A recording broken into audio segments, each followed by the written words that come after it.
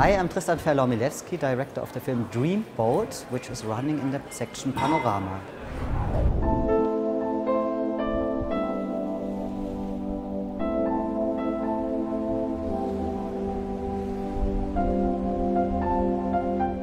Ich bin schwul, ich konnte mir das nicht aussuchen. Ich hatte Glück. Ich kann so lange jung und knackig sein wollen, wie es mir Spaß macht.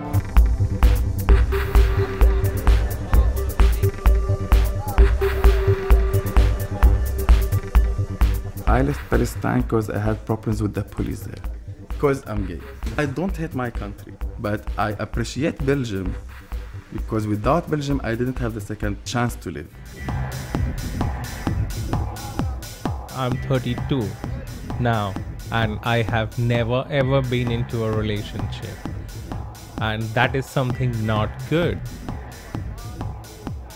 I have worked very hard in the way I want to look when I'm in the boat. This is a golden opportunity for me to find love.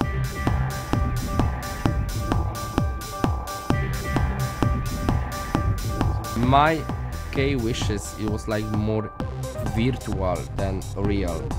So if I had any like sex dreams, it was more like conversation, like chats on internet than proper meets. Welcome, Tristan Ferlor-Milewski, director of Dreamboat. Nice to have you here. Thanks for coming. Thank you for welcoming me here. What fascinated you so much about the topic of a gay cruise that you decided to make a documentary about it? Well, I'm generally, as a director, fascinated by microcosms. And of course, you can imagine this boat with the 3,000 men is a microcosm. And the interesting part of microcosm, in my opinion, is that they, on one hand, they set up their own rules and norms and normativities, but on the other hand, they also reflect the norms or they reflect aspects of the bigger society. So, because we all, of course, bring our society, our background with us. And there's people from countries that are repressive, and there's many people that meet in this microcosm, and this, of course, is like the big boat of many stories. I was thinking about when I saw your film, how did you convince the company that they let you film on the board?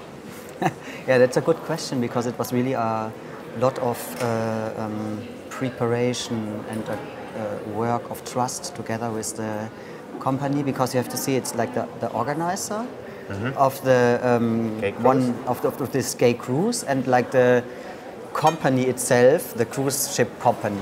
They until now don't want to be associated with this. I mean, they like to take the money from the gays, but they don't want to be associated with it. Okay. But of course, the organizer, he was more like, of course, also he had many requests before, but we were the first one he actually really allowed to come on the boat.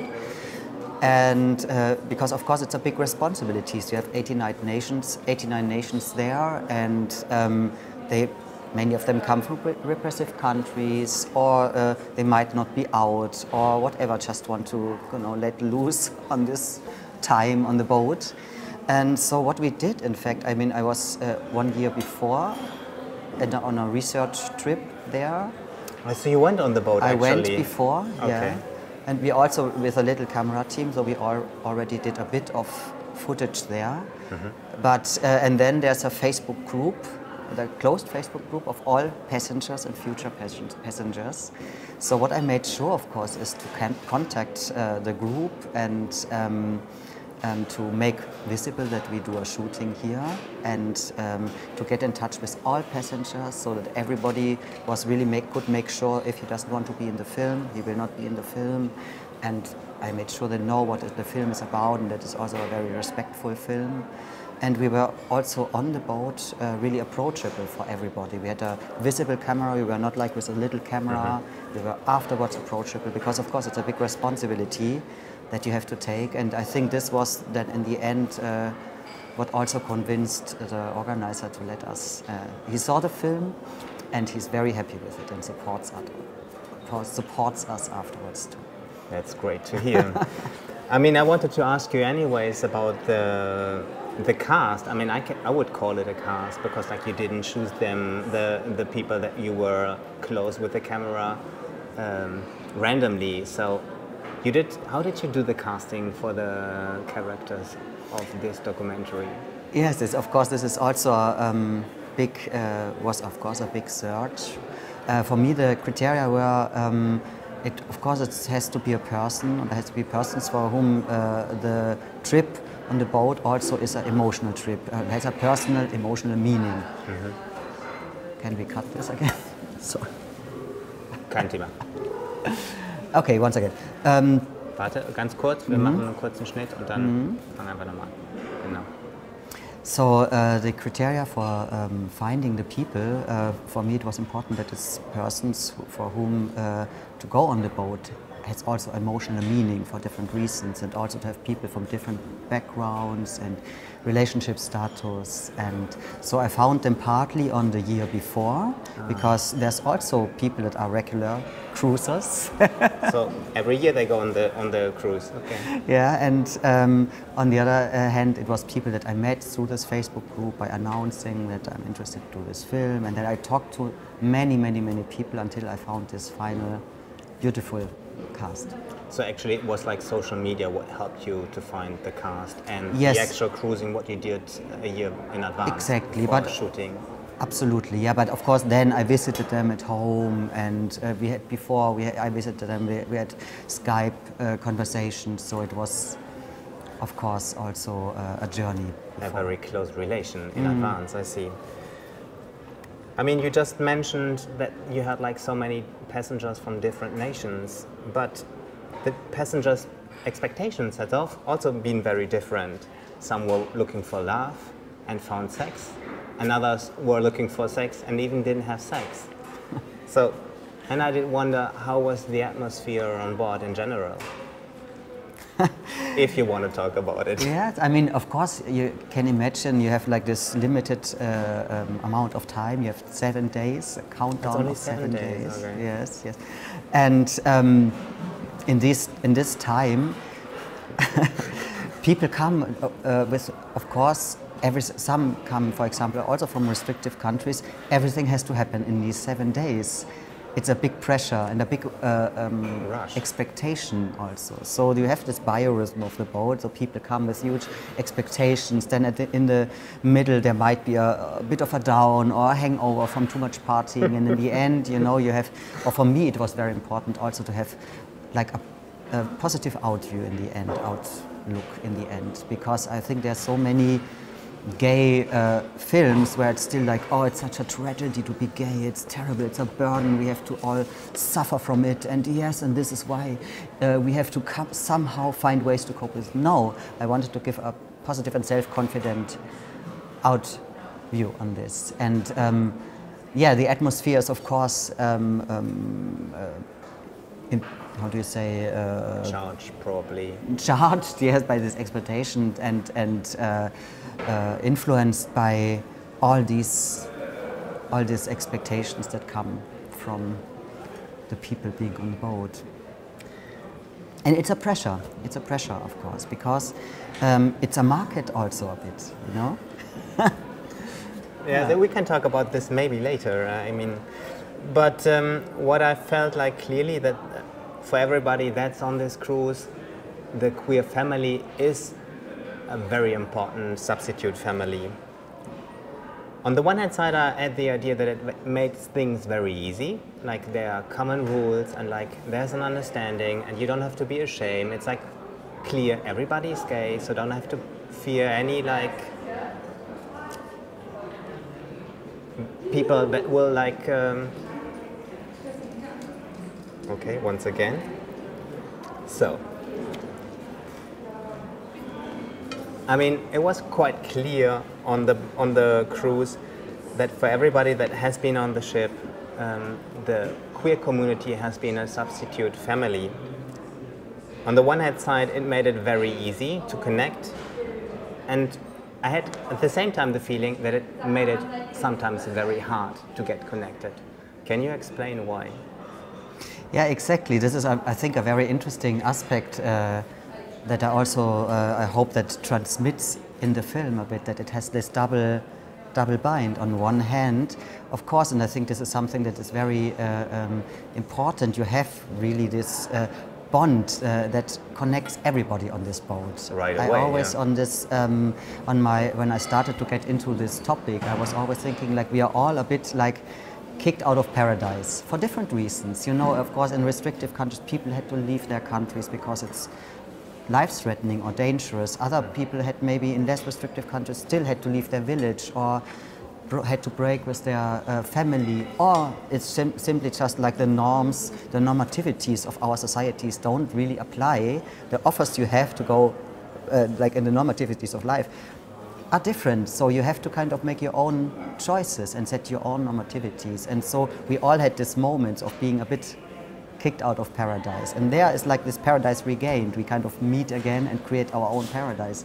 But of course, there's also downsides to this paradise. And as I said, there's on one hand, we go out of the normativities. On the other hand, there's normativities brought onto the boat or created.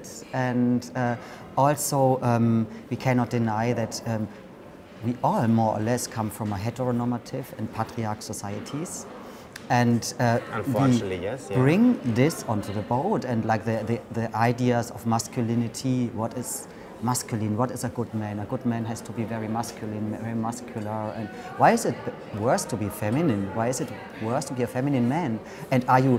What is feminine? What is masculine? All these kind of things, you know. So these two things, and also combined with the thing that for many persons it's like, this 7 days is like the days of freedom.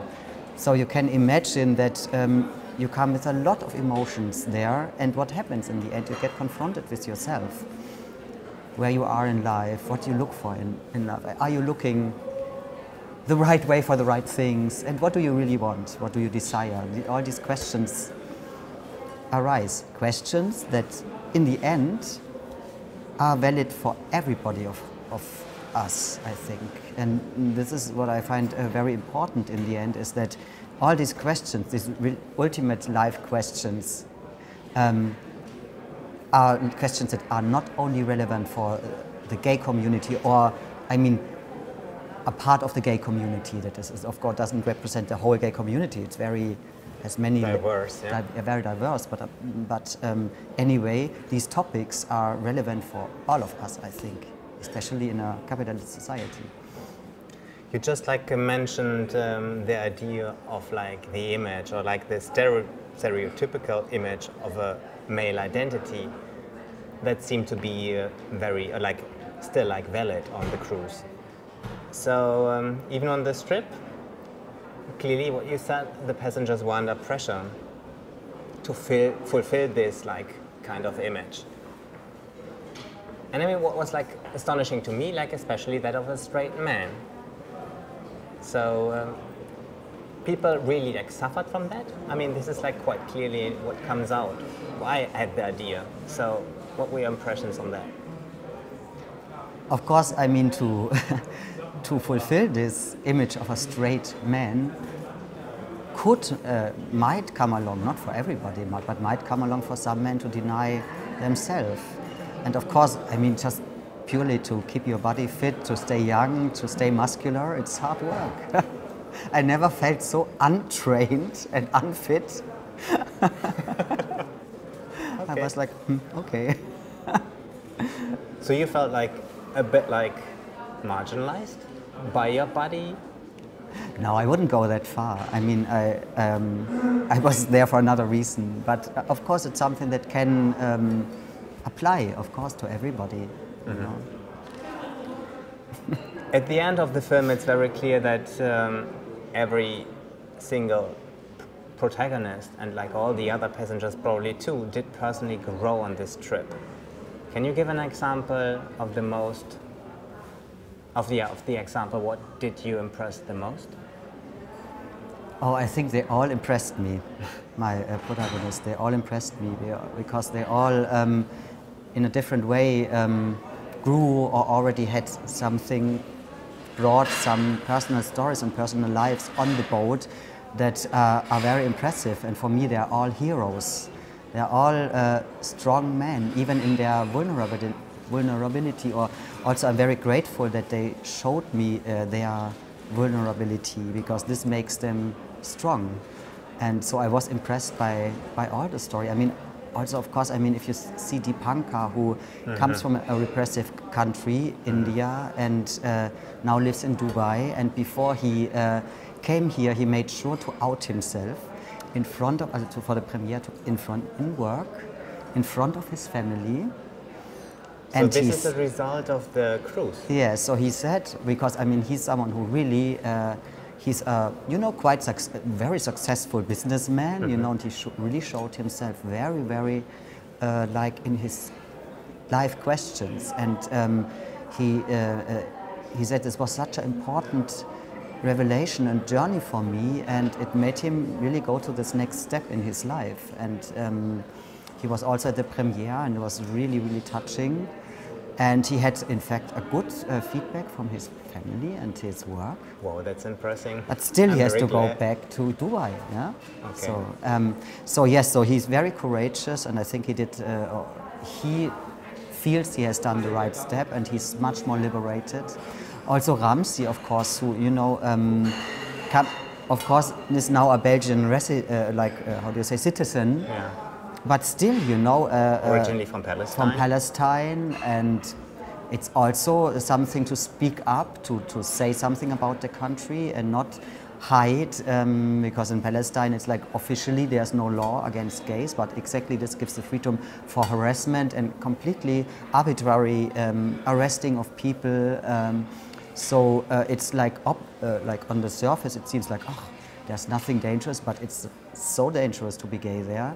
And so they all, of course, for different reasons, were very courageous. Philippe, who kind of was with in his wheelchair, confronting all the body culture also that also is on the boat, and was completely welcomed there, and you know, did climbing and swimming. Yeah, this was like a very I was impressed that he was climbing the wall, even though he can't walk.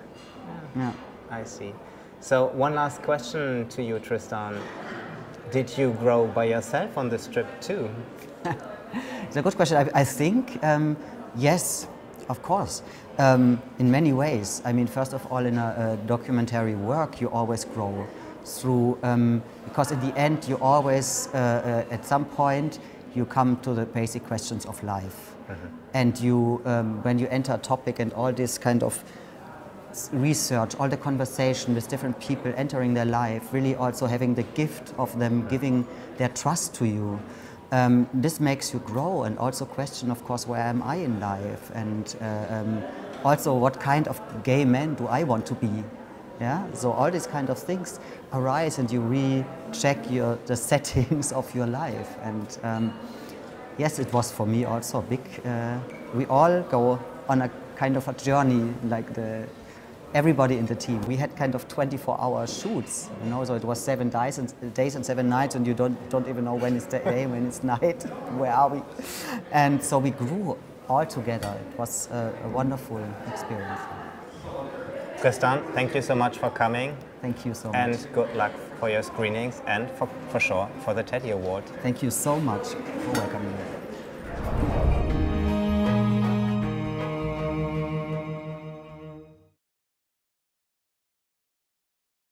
To find love.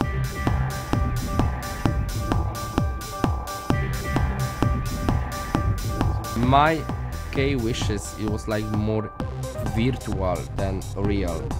So if I had any sex dreams, it was more like conversation, like chats on internet than proper meets.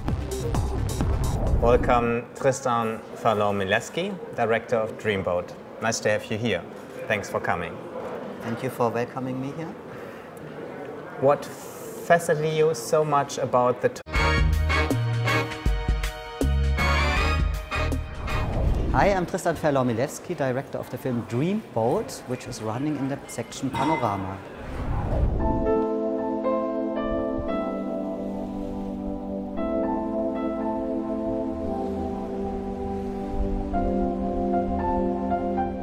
Ich bin schwul, ich konnte mir das nicht aussuchen. Ich hatte Glück. Ich kann so lange jung und knackig sein wollen, wie es mir Spaß macht.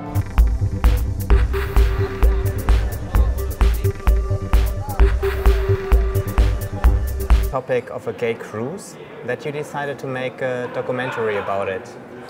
Well, I'm generally, as a director, fascinated by microcosms, and of course, you can imagine this boat with the 3,000 men is a microcosm, and the interesting part of microcosm, in my opinion, is that they, on one hand, they set up their own rules and norms and normativities, but on the other hand, they also reflect the norms or they reflect aspects of the bigger society. So, because we all, of course, bring our society, our background with us. And I left Palestine because I had problems with the police there. Because I'm gay. I don't hate my country, but I appreciate Belgium because without Belgium, I didn't have the second chance to live. I'm 32 now, and I have never ever been into a relationship. And that is something not good. I have worked very hard in the way I want to look when I'm in the boat. This is a golden opportunity for me. People from countries that are repressive, and so there's many people that meet in this microcosm, and this, of course, is like the big boat of many stories. I was thinking about when I saw your film, how did you convince the company that they let you film on the board? Yeah, that's a good question, because it was really a lot of preparation and work of trust together with the company, because you have to see it's like the